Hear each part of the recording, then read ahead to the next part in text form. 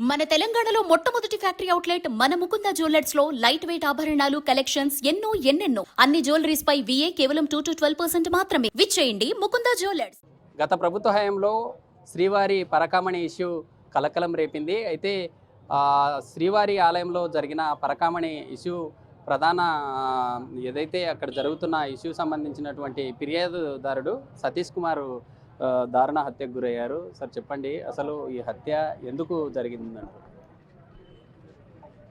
ఈ హత్య ఎట్లా జరిగిందంటే, నేను వాళ్ళ మామని అంటే నా అన్న కూతుర్ని ఆ పాప సతీష్ కుమార్కి ఇచ్చిన. మాది బళ్ళారి, కర్ణాటక స్టేట్ బళ్ళారి. ఆ పిల్లోడు మంచిగా వర్క్ చేసి మంచి న్యాయస్థానంలో బతికిన పిల్లోడే. ప్రతి దాంట్లో ఆనెస్ట్ ఉన్న పిల్లోడు ఈరోజు ఒక చిన్న కేసులో ఆ పిల్లోడు ఒకటి స్టేట్మెంట్ ఇచ్చిన దానికోసము అది హై లెవెల్లో పోయిందో ఇంకో లెవెల్లో మాకు తెలీదు. కానీ ఆ పిల్లోని మాత్రము అది హత్య ప్రకారం మాకు చేసిన మా అనుమానము. కానీ దానికి పెద్దవాళ్ళు ఎవరనుండి మాకు, నేను పేరు చెప్ప నాకు తెలియదు, సంబంధం లేదు. కానీ నా అల్లుడు ఈరోజు చనిపోయాడు. మర్డర్ చేసిండో లేదు పోస్ట్ మార్టం ప్రకారం మర్డర్ చేసిందని చెప్పి నాకు రిజల్ట్ వచ్చింది. దానికోసము ఆ పిల్లోనికి వాళ్ళ ఫ్యామిలీకి ఏమైనా కానీ చేసి కేసు చేసిన వాళ్ళని ఏ విధంగా అరెస్ట్ చేయండి. దయచేసి నేను పెద్దవాళ్ళకి నమస్కరించి చెప్తున్నాను. దయచేసి వాళ్ళను ప్రభుత్వానికి, ఏ ప్రభుత్వం కానీ నాకు సంబంధం లేదు. నేను ప్రభుత్వ విషయం మాట్లాడను. యా ప్రభుత్వం చేసిందో అన్నీ వాళ్ళకి తెలుసు. బట్ నేను ప్రభుత్వ విషయం నేను మాట్లాడను. బట్ నా బిడ్డకు న్యాయం చేయాలా, నా అల్లుడికి న్యాయం చేయాలని చెప్పేసి నేను వెంకటేశ్వర స్వామి ప్రమాణం చేసి చెప్తున్నాను. ఆయన దగ్గర 10 సంవత్సరాలు అతను సేవ చేసిండు. అతనికి మాత్రము న్యాయం చేయాలని చెప్పేసి, ఇంకా 39 సంవత్సరాలు అతనికి ఇంకా సన్న పిల్లలు ఉన్నారు. అన్యాయంగా అతని బలి చేసిన ప్రభుత్వం ఎవరైనా కానీ, యా ప్రభుత్వం చేసినా మాకు తెలీదు. దయచేసి నన్ను ఏమైనా ఇన్వాల్వ్ చేయొద్దండి. యా ప్రభుత్వం చేసినా మాకు తెలీదు. కానీ దయచేసి ఆ న్యాయం చేయాలని చెప్పేసి నేను మనస్ఫూర్తిగా కోర్టును కానీ, సుప్రీంకోర్టు కానీ, హైకోర్టు కానీ, మినిస్టర్స్ కానీ, ఎవరైనా కానీ, డిపార్ట్మెంట్ కానీ నేను దయచేసి నమస్కరించి కోరుతున్నాను. న్యాయంగా చేయాలని చెప్పేసి నేను కోరుతున్నాను. అంతే. దయచేసి కొంతమంది బంధువులు ఉన్నారు, వారితో మాట్లాడదాం. అసలు చివరిగా అతను ఎప్పుడు మాట్లాడారు, చివరిగా ఏం మాట్లాడారు, అసలు ఏమన్నా మాట్లాడారా? చివరిగా అయితే ఏం మాట్లాడడం లేదు. ఆ పిల్లోడు దాదాపు ఒక 4 నెలల నుంచి చాలా సఫర్ అయిపోతున్నాడు. ఏమనేది కూడా తెలీదు. మేము దేవస్థానానికి వెళ్ళిన తిరుమలకి మా కింద పని చేసేటోళ్ళకి పంపించిన 30 మంది కావచ్చు, 20 మంది కావచ్చు పంపించిన దైవ సన్నిధిలో వాళ్ళకి మంచి దర్శనానికి కానీ ఏదైనా కానీ పంపించేటోడు. అటువంటి వాడిని సొంత నా మేనగోళ్ళని ఇచ్చిండేది ఆ పిల్లోనికి. అసలు క్యారెక్టర్ అంటే మంచి ఒరిజినల్ క్యారెక్టర్. ఈ ఒరిజినల్ క్యారెక్టర్ని కొంతమంది అధికారులు దుర్వినియోగం, మంచి పని చేయకోకుండా దుర్వినియోగం చేసి ఆ పిల్లవాడిని బలి తీసుకున్నారు. ఇప్పుడుండే ప్రభుత్వం, కూటమి ప్రభుత్వము మా కుటుంబానికంటే మా మేనగోడలకి న్యాయం చేయాలా. ఏం జరిగిందనేది ప్రతి ఒక్కరికి తెలుసు. నిన్న ఆ పిల్లోడు పోయి కలిసింటే కూడా చాలా వెలుగులోకి వచ్చేటివి. ఏదైనా కానీ మా పిల్లోని తరపున అయితే ఎటువంటి కూడా తప్పు లేదు. ఆయన అన్నాడు, పెద్ద ఆయన ఏమని, ఇది సూసైడ్ చేసుకున్నాడని. సూసైడ్ చేసుకుండే వంశం కాదు మాది. శాలివాహన సంఘం అంటే ఒక కుమ్మర కులము. మేము చాలా తక్కువ ఉన్న హైయెస్ట్గా ఒక లెవెల్గానే బతికే వాళ్ళం. ఆయన అంటున్నాడు ఇట్లా ఆయన సూసైడ్ చేసుకున్నాడని. సూసైడ్ చేసుకునే వ్యక్తి కాదు. అంటే ఏంటి, ఏం ప్రాబ్లం ఉన్నాయంటారు? సతీష్ కుమార్కి ఎలాంటి ప్రాబ్లం వల్ల సూసైడ్ చేసుకునే అవకాశం ఉంటుంది? అసలు ఎందుకు అలాంటి ఆలోచన వచ్చే ఛాన్స్ ఉందా? సూసైడ్ లేదు, అస్సలు లేదు.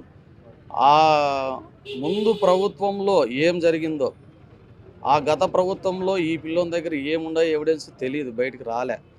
ఆ ఎవిడెన్స్ బయటకు వచ్చింటే పలానా వేళ్ళు వీళ్ళు చేసినారనేది వచ్చేసి బయటికి. ఆ పిల్లోడు కూడా ఈ పొద్దుడికి కూడా ఎవిడెన్స్ చెప్పింటే కూడా ఆ సిచ్యువేషన్ వేరే ఉండు. ఈ మధ్యకాలంలో తిరుపతి నుండి గుంతకల్కి ట్రాన్స్ఫర్ అయ్యారు.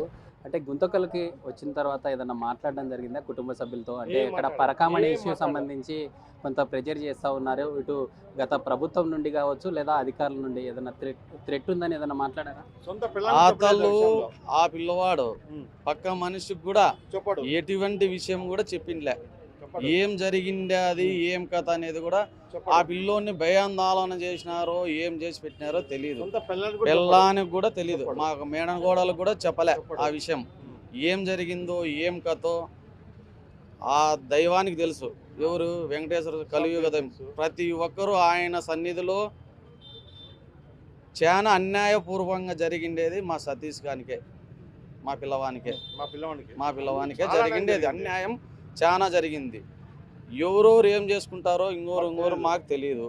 ఇప్పుడుండే కూటమి ప్రభుత్వంలో బయట పడకపోతే మా ప్యూర్ అంటే మా కుల సంఘానికి మేము న్యాయం చేయలే. ఈ ప్రభుత్వంలో బయట పడకపోతే మేము ఏ ప్రభుత్వంలో కూడా మాకు న్యాయం జరగదు. అయితే మరి కొంతమంది ఉన్నారు, వారితో కూడా మాట్లాడదాం. సార్ చెప్పండి, సతీష్ కుమార్ గారు ఎలా ఉండేవారు? అంటే చివరిగా ఏదైనా మాట్లాడాను మీతో? ఇలా పరకామణి ఇష్యూలో కొంత థ్రెట్ ఉంది, ఏదైనా తనకు హాని ఉందని అలా మాట్లాడడం? మా పేరు రవికుమార్ అనేసి, మా బిడ్డ మా అల్లుడు ఈయన సతీష్ కుమార్ అనేసి. సతీష్ కుమార్ వచ్చేసి ఒక ఆనెస్ట్ ఒక ఆఫీసర్. ఆ ఆఫీసర్లో ఒక న్యాయం చేయండి అని కోరుతున్నాం. అంతే. బిడ్డకి ఏం లేదు. ఇలాంటి మర్డర్స్ ఇలాంటివి చేస్తే ఫ్యూచర్లో ప్రతి మనిషికి భయం పుడుతుంది. అందుకే కొంచెం మాకు ఇది చేయండి, న్యాయం చేయండి అంతే. మాకు సహాయం చేయదండి, మాకు న్యాయం చేయండి. మాకు సహాయం అక్కర్లేదు, బిడ్డకి సహాయం చేయండి. ఎందుకంటే ఫ్యూచర్లో ప్రతి మనిషి వాల్యూ ఈ పాలిటిక్స్లో తెలియడం లేదు. ఇది మనిషి వాల్యూ తెలియాలంటే మా సతీష్ లాంటి మనిషి ఇంకొకరికి కాకూడదు ప్రతి మనిషికి అని దయచేసి కోరుతున్నాను. మాకు న్యాయం చేసేయండి మా బిడ్డకి. ఆ డిపార్ట్మెంట్ వాళ్ళకి కోరుతున్నాము. మాకు పొలిటికల్ తెలీదు. మా డిపార్ట్మెంట్ వాళ్ళు ఏమున్నా మా బిడ్డకి కొంచెం సాయం చేయండి. సతీష్ కుమార్ చివరగా తమ భార్యతో పాటు తమ తమ్మునికి మెసేజ్ చేశారంటున్నారు. తెలియదండి, మాకు తెలియదండి. మాది వచ్చేసి బళ్ళారి. మా బిడ్డనే సొంతం. మా బిడ్డ మాకు ఏమవుతుందో ఏమైందో తెలీదు. ఆయన ఎవరితో చెప్పుకోలేడు. ఆయన లోపలే పెట్టినాడు. ఎన్నో కోట్లు ఇస్తాము, ఎన్నో ఉన్నా కూడా ఏమున్నా కూడా ఏం పట్టించుకోలేదు. మాకు కొంచెము ఆ పాపకి బిడ్డకి సన్న పిల్లలు ఉన్నారు, కొంచెం న్యాయం చేయండి అంతే రిక్వెస్ట్. మరి కొంతమంది సతీష్ కుమార్ మిత్రులు ఉన్నారు అన్న, చెప్పండి ఈ ఘటనను ఎలా చూడాలి? అంటే ఒక అధికారిని భయపడిస్తే ఈ విధంగా నిజం దాగుంటుందా? సతీష్ కుమార్ హత్య అనేది చాలా దుర్మార్గమైన చర్య. ఇది రాష్ట్రంలో పరకామణి కేసు అనేది ఒకటి పైన గవర్నమెంట్లో జరిగింది. పరకామణి కేసులో దగ్గర 850 కోట్ల కేసు అది. ఆ కేసు విచారణలో భాగంగా ఆ రోజు విజిలెన్స్ ఎస్ఓగా ఉన్న సతీష్ కుమార్ సిఐ గారిని ఐ విట్నెస్ అయిన వ్యక్తిని ఆ రోజు గవర్నమెంట్ ఉన్నప్పుడు ఈతంతో లోక్ అదాలత్లతో బలవంతంగా రాజీ చేయించుకొని తర్వాత దాన్ని ఈ గవర్నమెంట్ సైన్ చేసిన తర్వాత సిట్ మళ్ళీ ఆ దర్యాప్తుని సిట్ మళ్ళీ రీఓపెన్ చేయించి ఆ భాగంలోనే నేను 13వ తారీఖు రాత్రి నైట్ 12 o'clock తర్వాత ఇక్కడి నుంచి గుంటకల్ నుంచి రాయలసీమ ఎక్స్ప్రెస్ కోచ్ నెంబర్ వచ్చి A1 క్లాస్ కోచ్లో బెర్త్ నెంబర్ వచ్చి 29లో ఎక్కాడు. అక్కడ అత్యంత పకడ్బందీగా సెక్యూరిటీ ఉంటుంది. ఎక్కడ లోనికి మనం కోచ్లో పోవాలంటే, ఒక మనిషి పోవాలంటే నన్ను ఐడెంటిఫై చేసిన తర్వాతే లోనికి పంపిస్తారు దాంట్లోకి. అటువంటి దాంట్లో పోయే క్రమంలో కూర్చున్న వ్యక్తిని అతి కిరాతకంగా లోన దాంట్లో దుండగులు చేరుకొని అత్యంత పాశవికంగా అతన్ని హతమార్చి ఒక ఆత్మహత్యగా చిత్రీకరించేకి భూమన కరుణాకర్ రెడ్డి అనే వ్యక్తి, ఆయన మాజీ టీటీడీ చైర్మన్గా ఉన్న వ్యక్తి నిన్న ఏమంటాడు? ఆయన సతీష్ కుమారు ఆత్మహత్య చేసుకున్నాడని చెప్తాడు. ఆయన ఏం చూసాడని చెప్తున్నాడు? ఆయనకి తెలుదా? ఆయన చూశాడా? ఇక్కడ వచ్చి ఏం జరిగింది చూశాడా? ఆయన మాట్లాడే మాట చాలా బాధాకరం విషయం ఇది. మా సతీష్ కుమార్కి ఇది సిబిఐకి ఎన్క్వైరీకి ఇచ్చేసి ఈ దర్యాప్తు చేసి దీంట్లో నిజానిజాలు నిగ్గు తేల్చవలసిందిగా ఈ సందర్భంగా ఈ గవర్నమెంట్ మనము చంద్రబాబు నాయుడు గారిని కూటమి ప్రభుత్వాన్ని చంద్రబాబు నాయుడు గారు అయితేనేమి నారా లోకేష్ అయితేనేమి బీజేపీ గవర్నమెంట్ అయితేనేమి పవన్ కళ్యాణ్ ఏ దీంట్లో ఉన్న అధికారులు ఎవరు ఇక్కడ ఏం జరిగింది ఇక్కడ ఎవరేమి చేశారనే దాన్ని నిగ్గు తేల్చి ఈ మన సతీష్ కుమార్కి న్యాయం జరగాలని ఈ సందర్భంగా మేము తెలియజేస్తున్నాం. అంటే గతంలో ఏదైనా సతీష్ కుమార్కి ఈ విధంగా పరాకమణి ఇష్యూ సంబంధించి ఏదన్నా తనకు థ్రెట్ ఉండే ఛాన్స్ ఉందని అలా ఏదైనా మాట్లాడడం కానీ అలా ఏదైనా జరిగిందా మీతో? అయితే మా తమ్ముడే, నా పేరు గోపాలు, మా తమ్ముడే, కాకపోతే ఎక్కడ చెప్పేవాడు కాదు ఆయన. కాకపోతే అప్పుడు ఆ రోజు అయితే మాత్రం 2 ఏళ్ల కింద జరిగిన పరకామణి కేసులో మాత్రం ఖచ్చితంగా ఇతన్ని బెదిరించి లోకాలతో రాజీ చేసుకున్నారు.